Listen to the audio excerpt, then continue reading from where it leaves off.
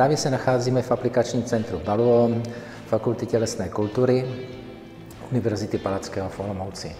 Na tomto místě se právě odehrává nácvikový den pro 5. olomouckou arakiádu, který spočívá v instruktáži dětských týmů ze základních škol Olomouckého kraje v první pomoci. Již 3. rokem nezisková společnost ARAK pořádá akci takzvanou Mladý posluchovský záchranář, kde soutěží 3členné hlídky dětí ze základních škol v různých úkolech.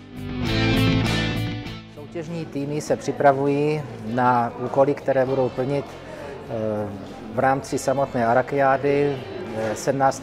června tohoto roku v okolí obce Posluchov v přírodním prostředí.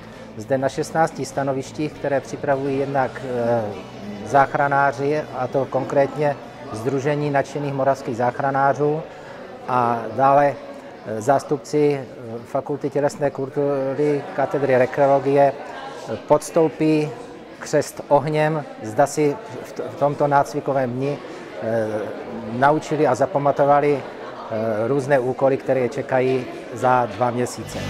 Veronika Krčková, přijela jsem ze školy z Velkého Újezda a přihlásila jsem se proto, aby získala různé zkušenosti se záchranářem. Dobrý den, jmenuji se Adam Šanovec a jsem ze školy Demlova v Olomouci. A na tuto soutěž jsem se přihlásil, abych mohl pomoct všem lidem na této planetě, protože se chci stát lékařem.